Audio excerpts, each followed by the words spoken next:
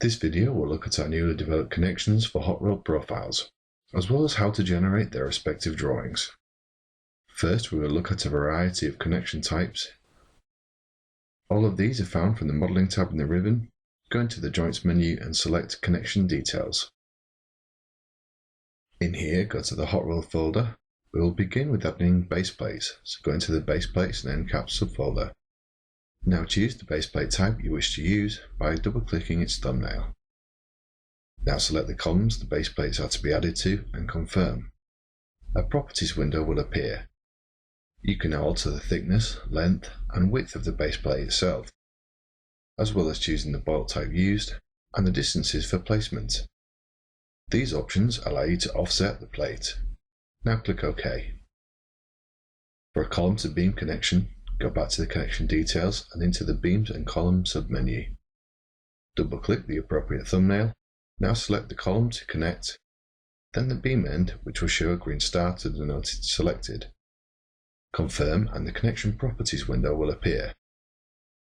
First, you can set the basic parameters, including the plate depth and size, defined by tolerances from the beam this time. Again, bolt types and positioning can be defined. Two further options allow for packers and stiffeners with variable thicknesses.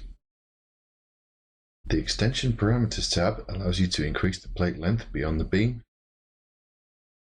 adding in its own separate set of bolts, whilst you can add in a haunch in the final tab. Again, you can define length, depth and thickness. However, you also have the option of adding in the haunch just as a fillet and the option of adding in beam stiffeners at each end. Once defined, click OK and the joint will be added. Other connections, such as parallel beam-to-beam connections and notch beam-to-beam joints, can be added in a similar way with similar parameters. All connection parameters can be quickly changed by double-clicking the joint. The joint will then be updated after you change the parameters. Piece labels and individual part drawings for the hot rod structures can also be added. First, select each of the profiles holding down Control on the keyboard. Please note that this can be done in both 2D and 3D, however, the label will only be added in 2D. The Profile tab in the ribbon should automatically activate, but if not, select it. Now click Build Beams. Labels will then be added in the 2D view, so please switch to this if you're not already active. Now select the beam piece labels, right-click and choose Open Panel Drawings. In the next window, select the Hot Roll Beam Panel Template drawing. Drawings will then be created with the joint showing and dimensions added for each.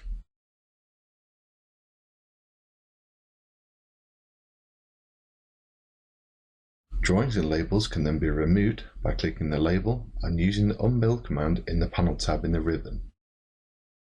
Alternatively, you could produce a single drawing for any number of selected profiles using the Frame Line function.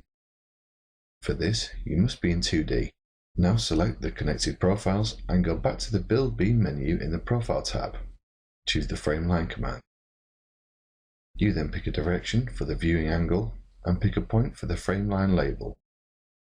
To create the drawing, again click the label, right-click and Open Panel Drawing.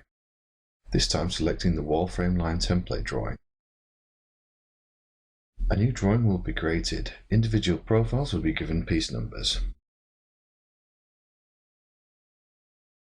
You can then create the drawing for the connection by going into the Modeling tab. Click the Schedule command and the next window, choose the panel connector group. Check Drawing in the next window, then click OK. A schedule will then be added to your cursor for placement, after which the drawing will be generated.